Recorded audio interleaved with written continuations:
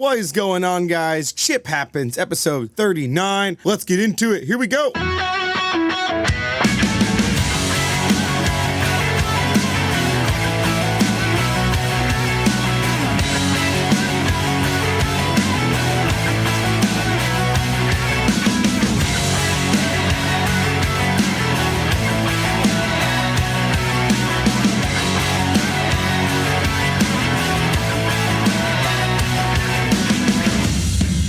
Man. All right. It's been a while.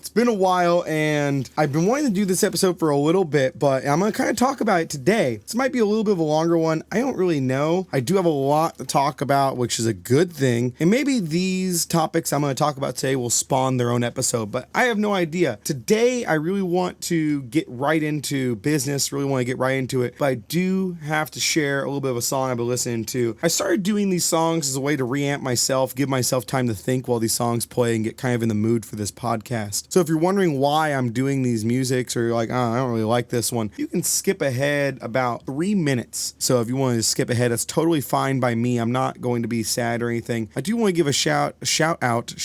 I can't even pronounce words today. I do want to give a shout out to these artists who are trying to break through, who I randomly find. I do legitimately get emails from people to play some of their songs. I do reach a decent audience, about a couple thousand regular listeners, and that's you guys. Thank you so much for listening. I can't believe that this podcast just in a year has already gained 1,000 regular listeners. I think it's actually 1,500, but it bounces and it fluctuates, but I cannot believe it. I can't be more happy and more impressed with everyone listening to my voice. Of all the voices you can listen to, you choose to spend 20 to 30 minutes of your day listening to my voice. Anyways, let's get into it. This is a guy called Fillmore. He has a song called Who Cares? It's really been a jam lately, and I think you guys are going to vibe with it. Here we go.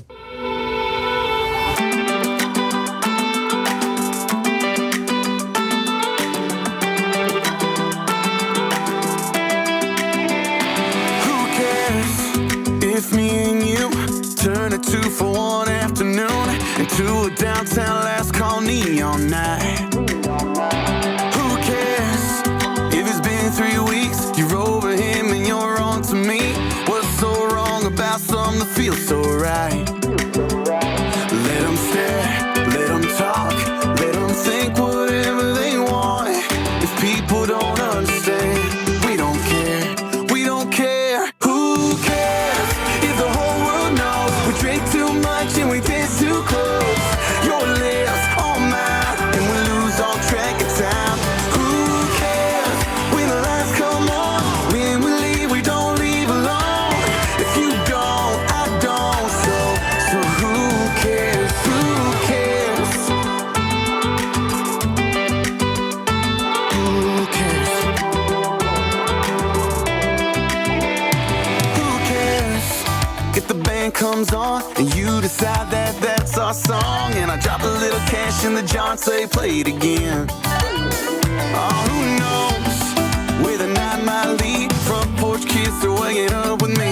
Friends might think it's too soon, but that's up to me and you. Who cares if the whole world knows we drink too much and we dance too close? Your lips on mine and we lose all track of time. Who cares when the lights come on? When we leave, we don't leave alone. If you don't, I don't. So who cares? Who cares? Who cares? Who cares? Let them stare, let them talk, let them think whatever they want.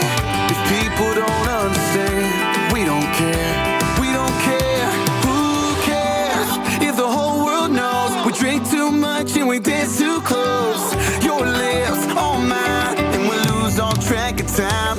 Who cares when the lights come on? When we leave, we don't leave alone. If you don't, I don't. So who cares? Who cares? Who cares? Who cares?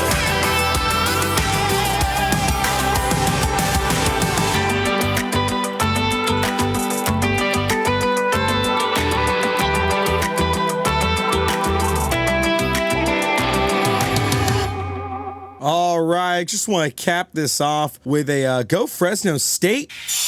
Oh, that's I'm trying to use these buttons. I want this one. Yeah, go Fresno State. Oh, there we go. Yeah. Anyways, in case you guys do not know, Fresno State is my, or the place that I called home for 5 years of my life, and where I went to college, and they just beat UCLA, who was ranked 13th in football, which is awesome. So happy to be there. My freshman year was, if any of you guys follow football in the United States, my freshman year of college was Derek Carr's last and senior year of college. Awesome games I went to. I couldn't be more happy of my alma mater. So awesome. Anyways, so I've been wanting to do a podcast like this called the State of the Union. Every year, the United States government or the president does a State of the Union address. And since it's the new school year, I mean, I kind of missed it. I want to do a State of the Union. I want to talk about where things are currently, just so I can look back and be like, wow, things are really jacked, or, you know, vice versa. So let's kind of jump into what is going on right now. Man, it is a wild, crazy, insane day. And as you hear me click, I am like clicking through emails, a lot of COVID exposures, a lot of stuff like that. And it's crazy. It's crazy. The state of education that we're in is wildly insane. And even the country we're in, I mean, regardless, we took something that is, you know, a potential problem like COVID, or a potential issue, and we made it political. And that's a big problem. You know, when I think back other pandemics that, you know, I've lived through, I think about, you know, swine flu or H1N1. I know if you're an agriculture person, you might be like, oh, you said swine flu. Look, man, most people understand that it's not going to infect you because of eating pigs. It did hurt swine industry tremendously, but we have to be kind of realist here. So anyways, yeah, it's crazy to look back on, you know, these sort of pandemics that we were able to kind of control, and now we really can't control things. It's just wild to me. It's sad that we've you know, lost so many lives, and something that we should have just not took so politically that we did. And it was just a really charged time in the United States, and it still is, especially with the presidents and the controversies and just the two sides really not playing nice with each other. And that's really what it came down to. So when we talk about the state of teaching right now, it's a really rough road we live in. You know, masked, unmasked, how do we discipline? What do we do? COVID hitting the classroom in different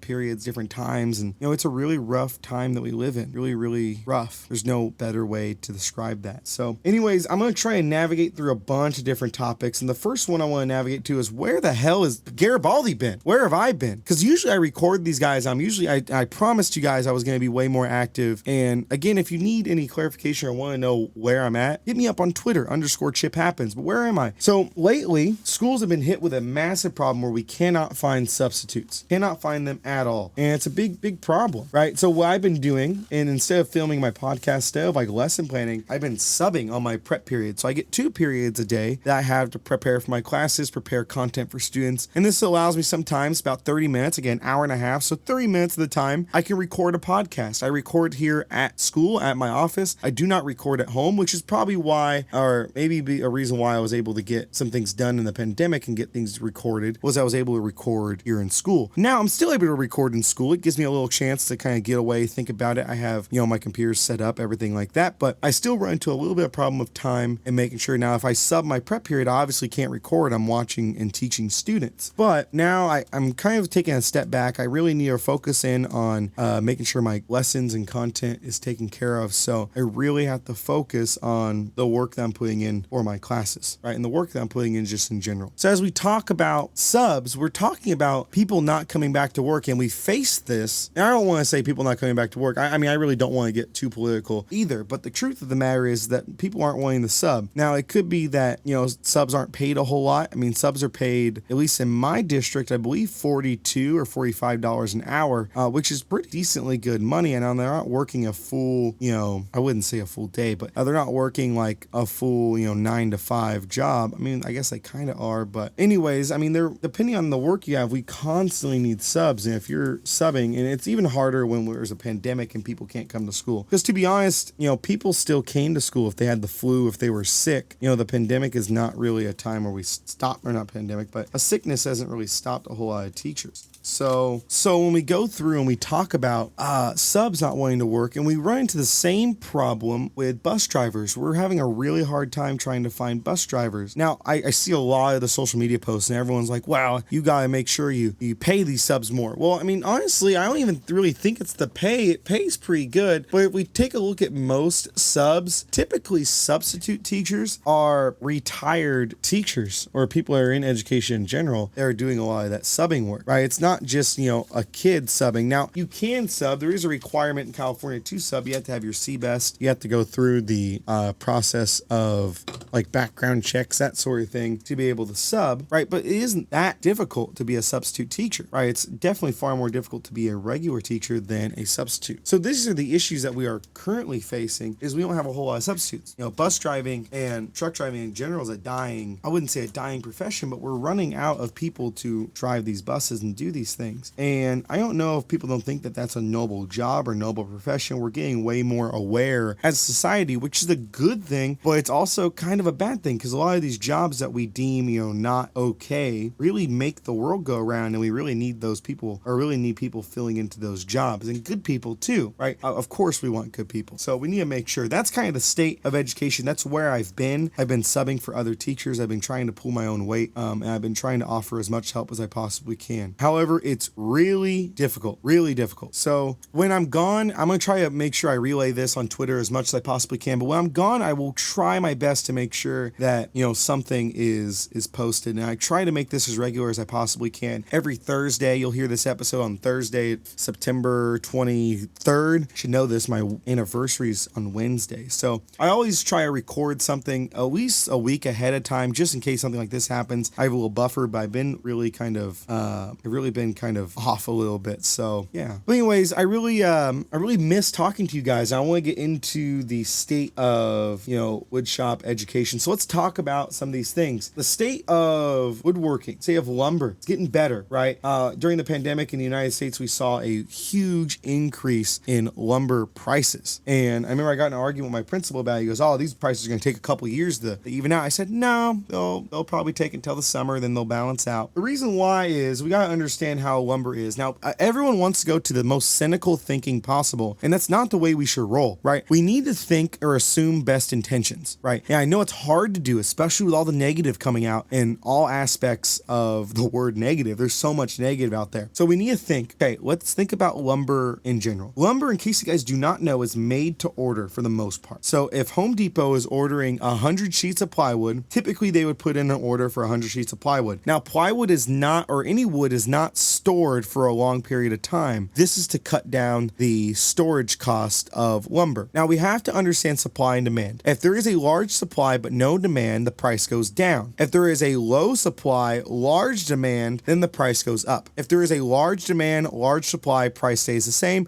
If there is a low demand, low supply, price remains the same for the most part, right? Now, lumber at that particular point of the pandemic, lumber and manufacturing of lumber wasn't really considered a essential job. So a lot of these places shut down for a few weeks during the beginning of this pandemic. Now, most people did not lose their job. Now, I know what you're going to think right now. Garibaldi, people did lose their job. We're at a record high unemployment. Now, yeah, we were unemployment. People lost their job, but a vast majority of people still got their salary and did not lose pay from work. You may be wondering, but how do you know that, Garibaldi? You didn't tell me any statistics. I know this because of the prices of things went up, right? For example, people were sitting at home. They were bored. They're like, you know what? All this free time I have, now I have to build the pergola or the deck my wife wants. That's a really bad cliche, really sexist cliche, but you get what I'm saying. Now I have time to do all the stuff I want to do around my home.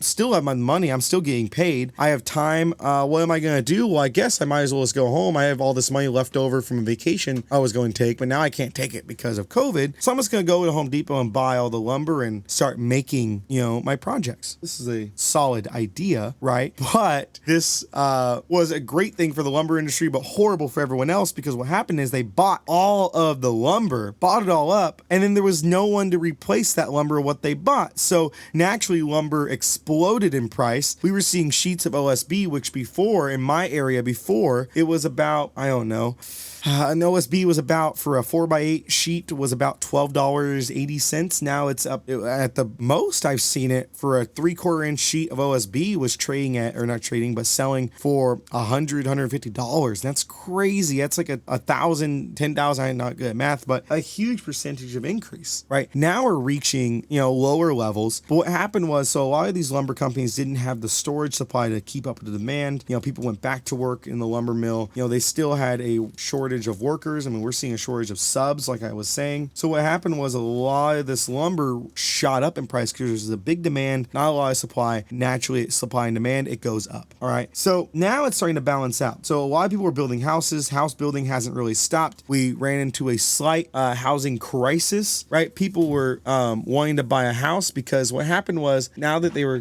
what's up, man? I'm recording a podcast. That's the hard part about being a liked teacher, because now they come back in and they're like, hey, what's up, Garibaldi? And you're like, oh, okay. Anyways, sorry about the interruption there. That's kind of an awkward little thing. So anyways, lumber went down, right? Or not down.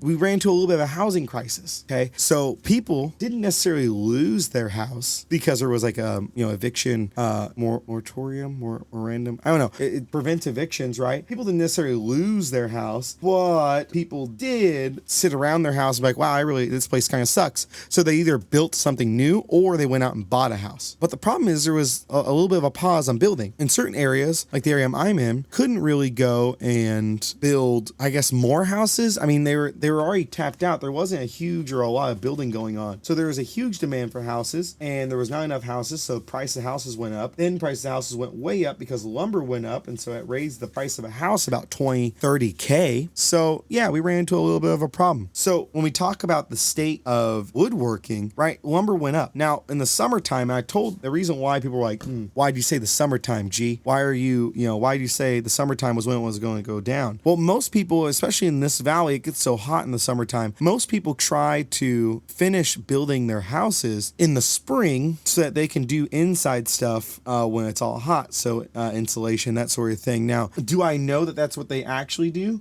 Absolutely not. I honestly, God just made that up because I can kind of assume. Now, you could be like, yeah, he's totally right. We definitely do that. And yeah, that could be the way it is. But in my head, that's what makes sense. And that's kind of what I'm going to roll with. And I wasn't wrong, right? There was a definite increase in lumber because the demand went down, right? So now, and this is my prediction, now I don't think lumber is going to get to its pre-COVID price. A structural 2x4, just a standard, not even a good, nice looking 2x4, but just for structure. A structural 2x4 is basically a 2x4 that is not really great, but great for structure. And an 8-foot 2x4, structural 2x4, where I am at is $2, maybe 5-6 cents. Now it's $3.50. I think that's what it's going to be at for a long time. The reason why is that these lumber manufacturers are not going to make this same mistake again. They're going to buy storage and they pass that cost along to the customer. So they're going to buy areas where they can store their lumber so they can ship out just in case there's a huge demand. Now this makes sense. The reason why is because typically lumber producers would not have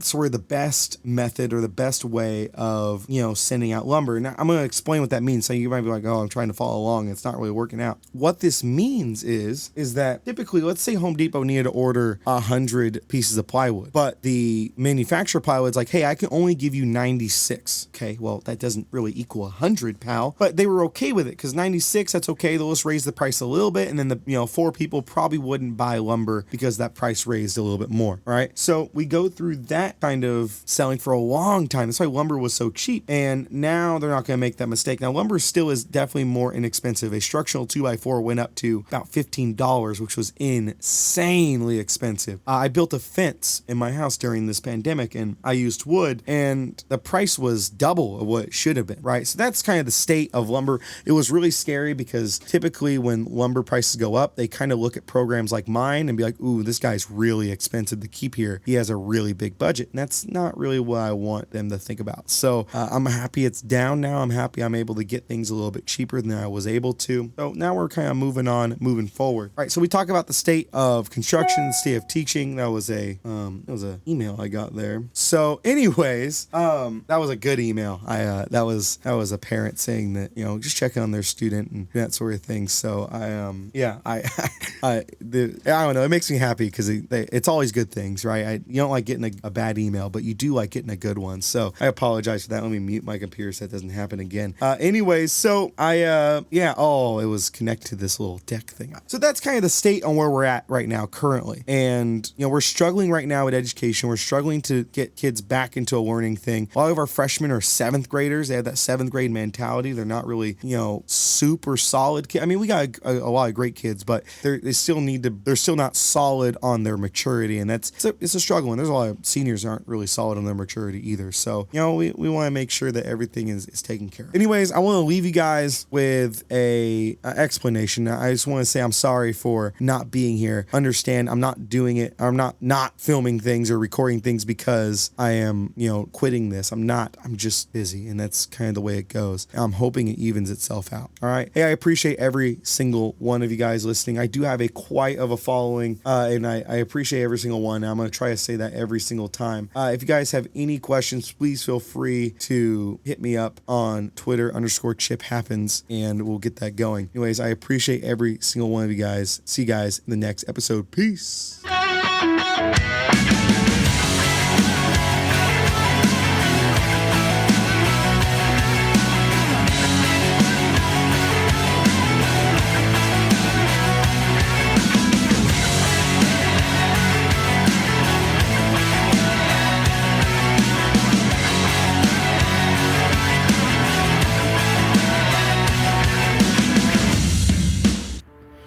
This has been an episode of the Chip Happens podcast.